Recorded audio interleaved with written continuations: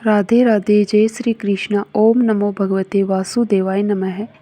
आज की कथा में आप सभी का स्वागत है। आज है 26 मई 2026। दिन है मंगलवार। तिथि है एकादशी। आज हम आपको पुरुषोत्तम मास के महात्म्य के 10वें अध्याय की कथा सुनाने जा रहे हैं। कथा को अंत तक ज़रूर सुनिएगा और सुनने के बाद अधिक से अधिक लोगों को शेयर भी कीजिए। बोलिए लक्ष्मी नारायण भगवान की जय। पुरुषोत्तम भगवान की जय। आइए अब हम पुरुषोत्तम मास महात्म्य कथा अध्याय 10 का शुभारंभ करते हैं। नारद जी बोले, हे तपोनिधे, परम क्रोधी दुर्वासा मुनि ने विचार करके उस कन्या से क्या उपदेश दिया सो आप मुझसे कहिए। सूत जी बोले, हे द्विजो, नारद का वचन सुनकर समस्त प्राणियों का हित कर दुर्वासा का गुह्य वचन बद्री नारायण बोले। श्री नारायण बोले, हे नारद, मेधावी ऋषि की कन्या के दुख को दूर करने के लिए दुर्वासा ऋषि ने जो कहा वह सुनो। दुर्वासा ऋषि बोले, हे सुंदरी, गुप्त से भी गुप्त उपाय मैं तुझसे कहता हूँ। यह विषय किसी से भी कहने योग्य नहीं है, तथापि तेरे लिए तो मैंने ये विचार ही लिया है। मैं विस्तार पूर्वक न कहकर तुझसे संक्षेप में कहता हूँ। हे सुभगे, इस मास से तीसरा मास जो आवेगा वह पुरुषोत्तम मास है। इस मास में तीर्थ में स्नान कर मनुष्य भ्रूण हत्या से छूट जाता है। हे सुंदरी, कार्तिक आदि 12 मासों में इस पुरुषोत्तम मास के बराबर कोई मास नहीं है। जितने मास तथा पक्ष और पर्व है वे सब पुरुषोत्तम मास की 16वीं कला के बराबर भी नहीं है। वे दोक्त साधन और जो परम पद प्राप्ति के साधन है वे भी इस मास की 16वीं कला के बराबर नहीं है। 12,000 वर्ष गंगा स्नान करने से जो फल मिलता है और सिंहस्थ गुरु में गोदावरी पर एक बार स्नान करने से जो फल मिलता है, हे सुंदरी, वही फल पुरुषोत्तम मास में किसी भी तीर्थ पर एक बार स्नान करने मात्र से मिल जाता है। हे बाले, यह मास श्री कृष्ण का अत्यंत प्यारा है और नाम से ही यह भगवान का स्मारक है। इस मास में पुरुषोत्तम भगवान की सेवा पूजा करने से समस्त कामनाएं सिद्ध होती है। अतः इस पुरुषोत्तम मास का तू शीघ्र व्रत कर। पुरुषोत्तम भगवान की तरह प्रसन्नतापूर्वक मैंने भी इस मास की सेवा की है। एक समय क्रोध में मैंने अम्बरीश राजा को भस्म करने के लिए अर्थ कृत्या भेजी थी। सो हे बाले, तब हरि ने जलता हुआ सुदर्शन चक्र मुझको ही भस्म करने के लिए उसी समय मेरे पास भेजा। तब पुरुषोत्तम मास के प्रभाव से ही वह चक्र हट गया। हे सुंदरी, वह चक्र त्रिलोक्य को भस्म करने का सामर्थ्य रखने वाला जब मेरे पास आकर खाली चला गया तब मुझे बड़ा विस्मय हुआ। इसलिए हे सुभगे, तू श्री पुरुषोत्तम मास का व्रत कर। इस प्रकार मुनि की कन्या को कहकर दुर्वासा ऋषि ने विराम लिया। श्री कृष्ण जी बोले, हे राजन, दुर्वासा का वचन सुन भावों की प्रबलता के कारण असूया से प्रेरित वह कन्या मूर्खतावश दुर्वासा से बोली।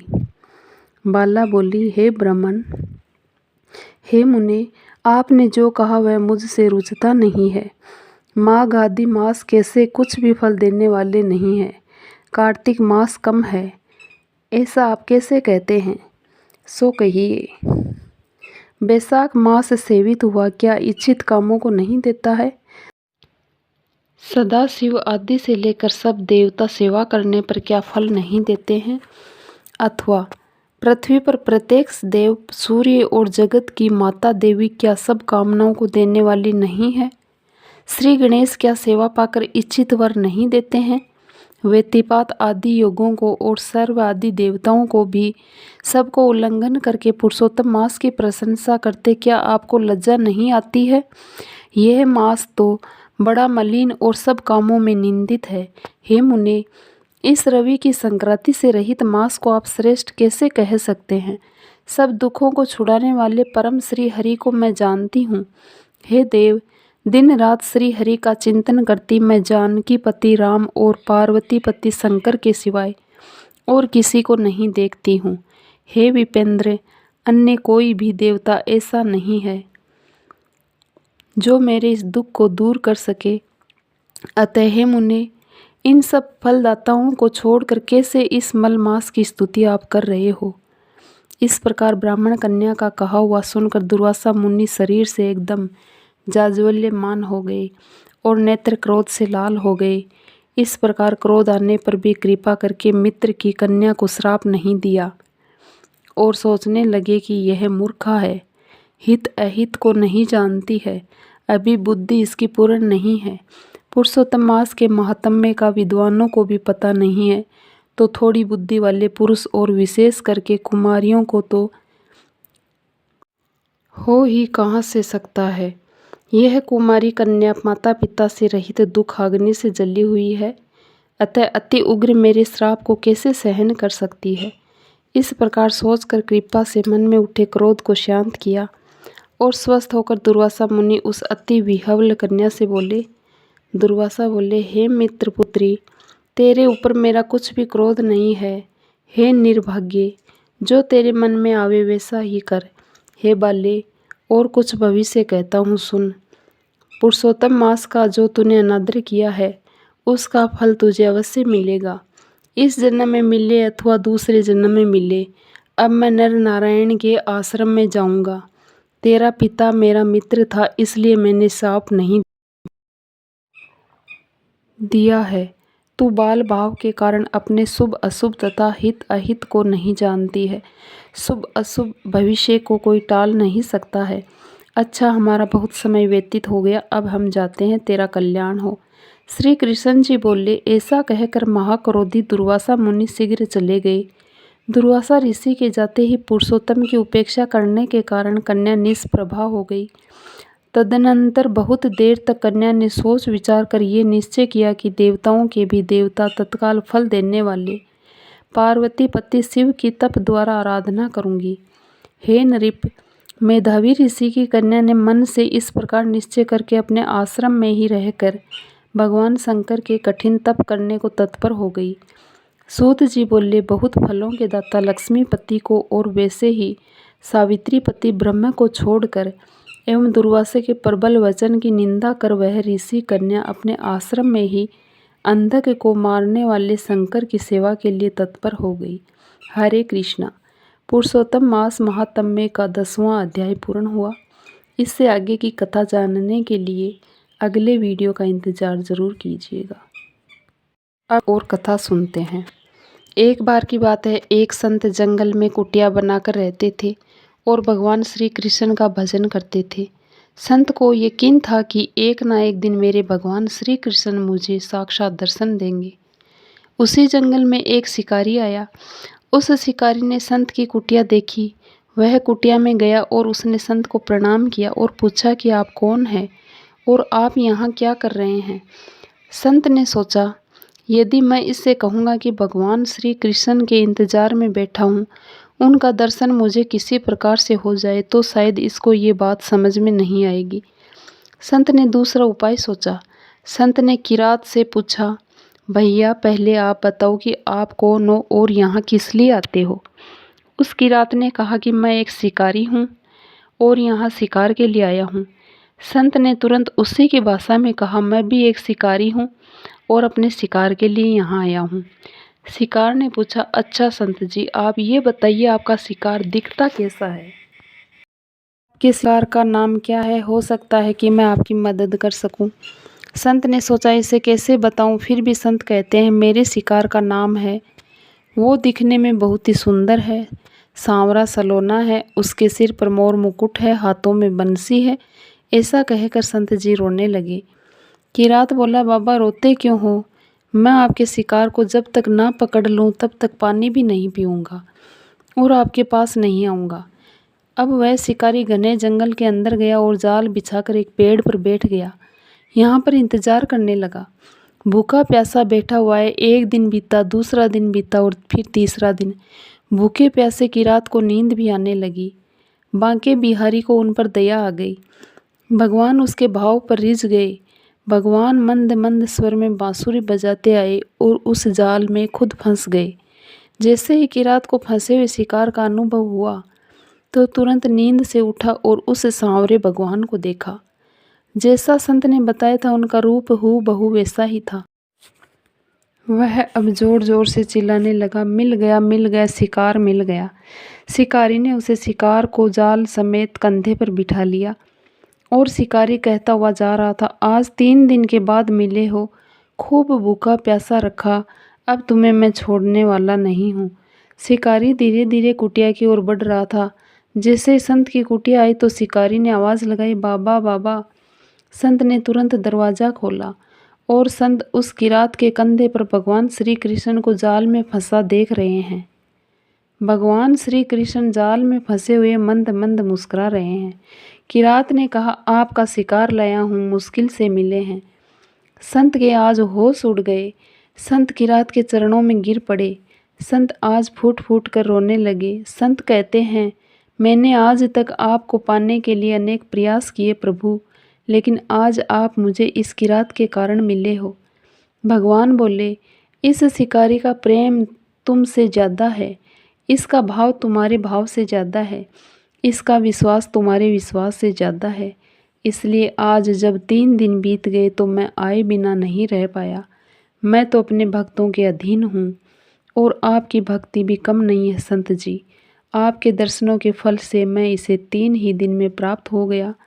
इस तरह से भगवान ने खूब दर्शन दिया और फिर वहाँ से भगवान चले गए। अब हम मंगलवार की कथा सुनेंगे। सभी प्रेम से बोलिए बजरंगबली हनुमान जी की जय, सियापति रामचंद्र जी की जय। वैसे तो बुढ़वा मंगल व्रत की कई सारी कथाएं प्रचलित है, जिनमें से पुरानी मान्यताओं के अनुसार एक कथा ये है कि महाभारत काल में हजारों हाथियों के बल को धारण किए भीम को अपने शक्तिशाली होने पर बड़ा अभिमान और घमंड हो गया था और भगवान अपने सेवक में किसी भी प्रकार का अभिमान नहीं रहने देते। इसलिए श्री कृष्ण ने भीम के कल्याण के लिए एक लीला रच दी। द्रौपदी ने एक दिन भीम से कहा कि आप श्रेष्ठ गदाधारी है, बलवान है, आप कृपा करके गंधमादन पर्वत से दिव्य वृक्ष के दिव्य पुष्प लाकर मुझे दीजिए, मुझे अपनी वेणी में सजाने हैं। अगर आप समर्थ हैं तो ला सकते हैं, लाकर देंगे ना दिव्य कमल पुष्प। तब भीम द्रौपदी के इस आग्रह को टाल नहीं सके। उन्होंने अपनी गदा उठाई और गंधमादन पर्वत की ओर चल पड़े। मदमस्त हाथी की तरह किसी तनाव से मुक्त निडर भीम कभी गदा को एक कंधे पर रखते, कभी दूसरे पर बेफिक्री से वे गंधमादन पर्वत की ओर बढ़े जा रहे थे। सोच रहे थे कि अब पहुंचा तब पहुंचा, फिर दिव्य पुष्प लाकर द्रौपदी को दूंगा तो वह प्रसन्न हो जाएगी। लेकिन अचानक उनके बढ़ते बढ़ते कदम रुक गए। देखा कि एक वृद्ध लाचार और कमजोर वानर मार्ग के एक बड़े पत्थर पर बैठा है। उसने अपनी पूंछ आगे के उस पत्थर तक बिछा रखी है, जिस कारण से आगे का रास्ता रुक गया है और पूंछ हटाए बिना आगे नहीं बढ़ा जा सकता। यानी कि उस वानर ने अपनी पूंछ से मार्ग रोक रखा था और कोई भी बलवान व्यक्ति किसी को उल्लंघन कर कभी मार्ग नहीं बनाता, बल्कि मार्ग की बाधा को ही हटाकर फिर आगे बढ़ता है। बलवान व्यक्ति अपने मार्ग में कोई बाधा सहन नहीं कर सकता, या तो वह स्वयं बाधा हटाता है या फिर उस बाधा को ही मिटाता है। इसलिए भीम भी ये देखकर रुक गए। जब मदद, अहंकार और शक्ति बढ़ जाती है तब व्यक्ति अपने आप को आकाश को छूता हुआ समझता है। वह किसी को खातिर में नहीं लाता, अपने आगे वह किसी को कुछ नहीं समझता और अत्यधिक निरंकुश शक्ति ही व्यक्ति के विनाश का कारण बनती है। लेकिन श्री कृष्ण तो भीम का कल्याण करना चाहते थे, वे भीम का विनाश नहीं बल्कि सुधार चाहते थे। तब भीम ने कहा, ए वानर, अपनी पूंछ को हटाओ, मुझे आगे बढ़ना है।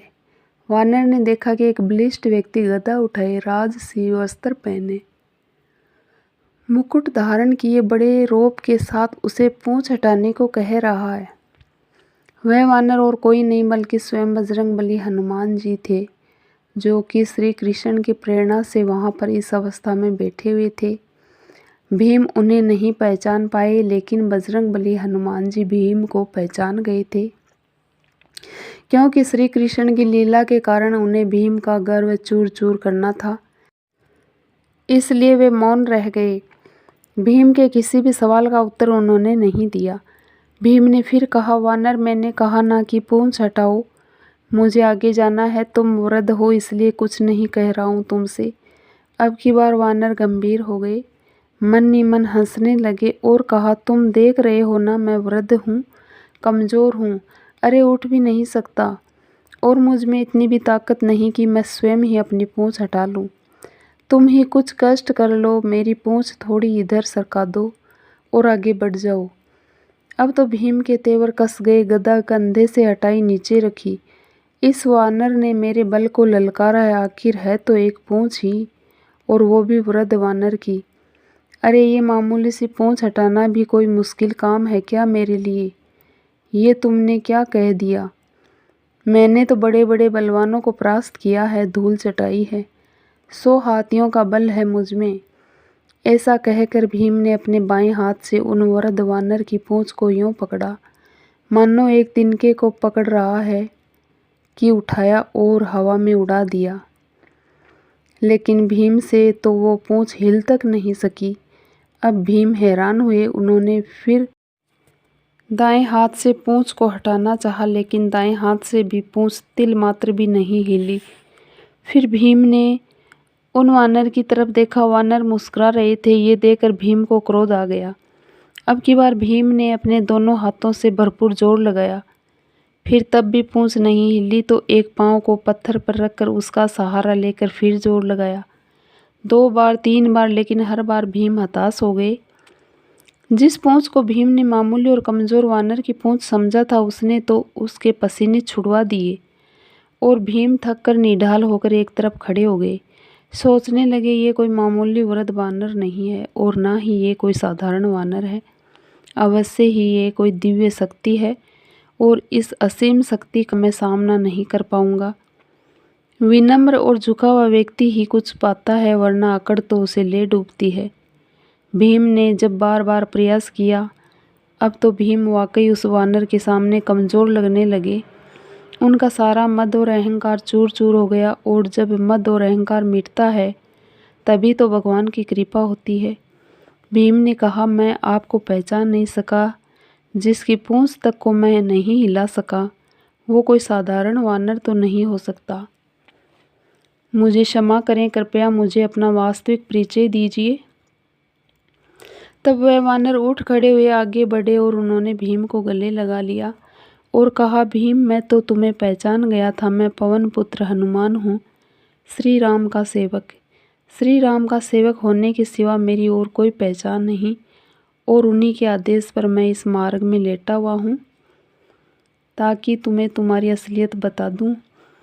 रिश्ते से मैं तुम्हारा बड़ा भाई हूँ, इसलिए बड़े भाई का कर्तव्य निभाते हुए प्रभु के आशीर्वाद से तुम्हें याद दिला रहा हूँ कि शक्ति का, अपनी ताकत का अभिमान मत करो, क्योंकि यह ताकत और बल तुम्हारा नहीं, भगवान ने ही इसे दिया है। और यह शरीर भी तो परमात्मा ने ही दिया है, और जो चीज़ परमात्मा की है वो किसी और की कैसे हो सकती है? इसलिए जो जिसने दिया है उसके लिए उसी का धन्यवाद करना चाहिए। परमात्मा की शक्ति के सिवा किसी की क्या शक्ति हो सकती है? वानर राज के मुख से ऐसी बातें सुनकर भीम की आंखें खुल गई। त्रेता युग की श्री राम और हनुमान जी की वीर गाथाएं याद आ गई। प्रेम से, श्रद्धा से भीम की आंखें खुल गई, और भावों के इसी प्रवाह में भीम ने हनुमान जी को समुद्र लांघने के समय पर धारण किए गए विशाल रूप का दर्शन करने का अनुरोध कर दिया। तब हनुमान जी ने श्री राम की कृपा से अपना आकार वैसा ही बढ़ाया जैसा उन्होंने 100 योजन समुद्र लांघने के समय धारण किया था। ये देखकर भीम हैरान रह गए। वह कभी हनुमान जी के चरणों में देखते तो कभी उनके आकाश छूते मस्तक को, जिसे वह देख भी नहीं पा रहे थे। तब हनुमान जी ने कहा कि भीम, मेरे इस रूप को तुम नहीं देख पा रहे, लेकिन मैं तो प्रभु श्री राम की कृपा से इससे भी बड़ा रूप धारण कर सकता हूँ। हे पांडुवीर, मैं हनुमान ही हूँ। वान श्रेष्ठ मुझसे बढ़कर भाग्यवान और कौन होगा? जो मुझे आपके दर्शन प्राप्त हुए, ऐसा कहकर फिर भीमसेन ने हनुमान जी को दंडवत प्रणाम किया। मारुति नंदन ने भी आशीर्वाद देते हुए कहा कि भीम, युद्ध के समय तुम्हारे भाई अर्जुन के रथ पर उड़ने वाली ध्वजा पर मैं विद्यमान रहूँगा, विजय तुम्हारी ही होगी। इसके बाद हनुमान जी ने भीमसेन को पास के झरने में खिले हुए सुगंधित पुष्प दिखाए। पुष्पों को देखते ही भीमसेन को द्रौपदी जी का स्मरण हो आया। उन्होंने जल्दी से पुष्प तोड़े और बड़ी तेजी से वे आश्रम की ओर लौट गए। ये थी बुढ़वा मंगलवार व्रत की कथा। बोलो हनुमान जी की जय। आइए अब सुनते हैं नितनेम बाबा की सीता माता की कथा। राम आए, लक्ष्मण आए, देश के पुजारी आए, नितनेम का नेम लाए। आओ राम, बैठो राम, माखन मिश्री खाओ राम, दूध बतासा पियो राम, सूत के पलका पोटो राम, साल दुसाला ओडो राम। राम संवारे सबके काम, खाली घर भंडार भरेंगे, सबका बेड़ा पार करेंगे।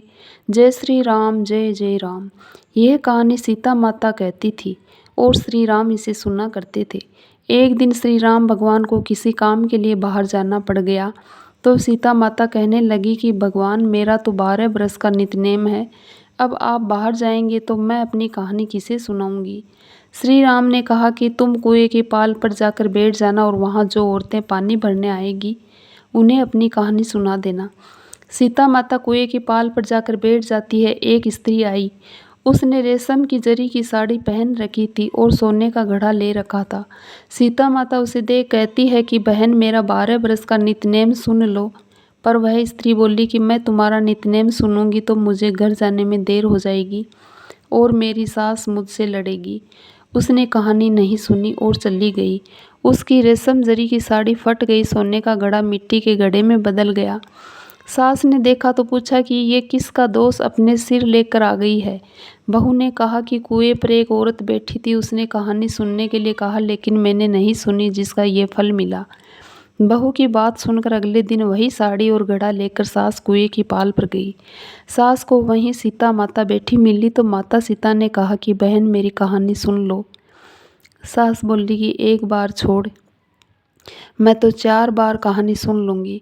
राम आए, लक्ष्मण आए, देश के पुजारी आए, नित नेम का नेम लाए। आओ राम, बैठो राम, तपी रसोई जियो राम, माखन मिश्री खाओ राम, दूध बतासा पियो राम, सूत के पलका मोटो राम, साल दुसाला पोठो राम, साल दुसाला ओडो राम। जब बोलूं जब राम ही राम, राम संवारे सबके काम, खाली घर भंडार भरेंगे, सबका बेड़ा पार करेंगे। श्री राम, जय राम, जय जय राम। सास बोली कि बहन, कहानी तो बहुत अच्छी लगी। कहानी सुनकर सास घर चली गई और उसकी साड़ी फिर से रेशम जरी की बन गई। मिट्टी का घड़ा फिर सोने के घड़े में बदल गया।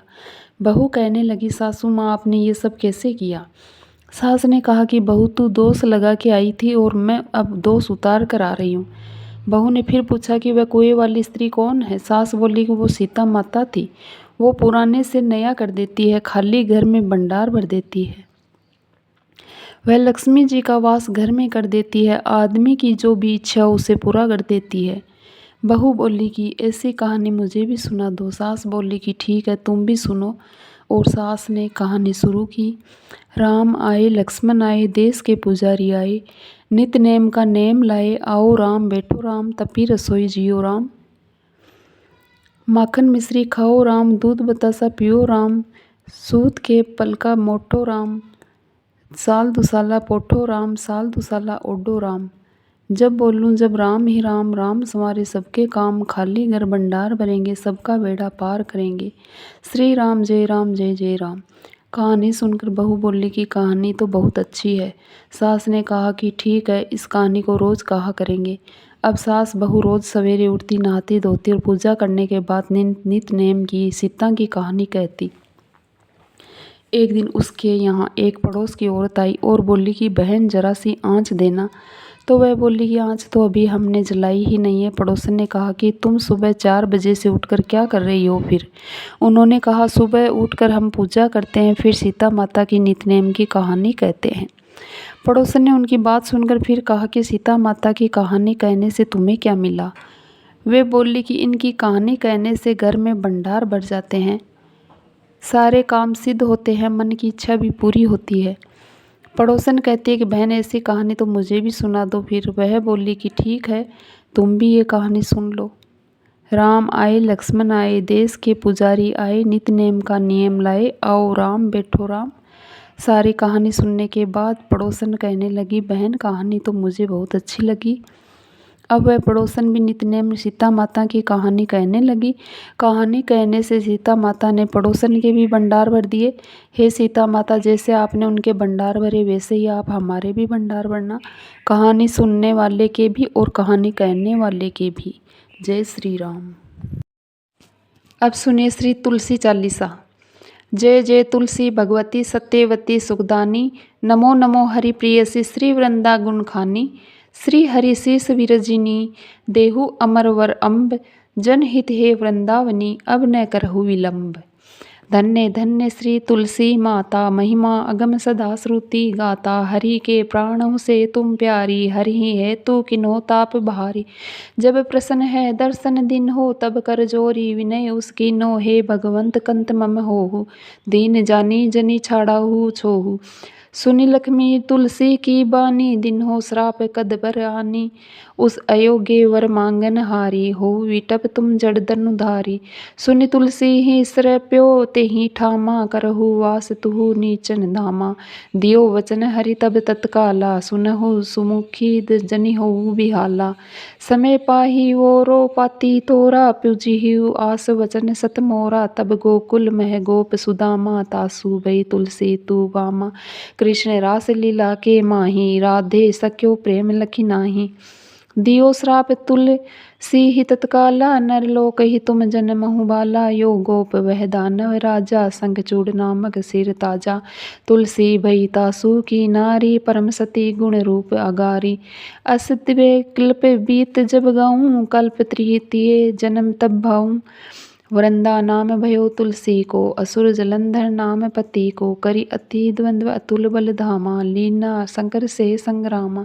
जब निज सैन्य सहित शिव हारे, मरहि न तब हर हरि ही पुकारे। पति वृंदा वृंदा थी नारी, कोऊ न सके पति ही सहारी।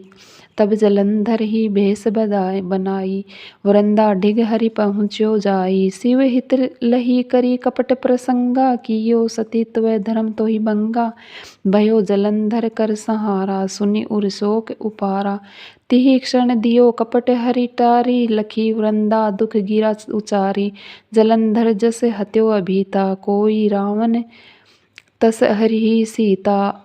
अस परस्तर समरिधे तुम्हारा, धर्म खंडी मम पति ही सहारा।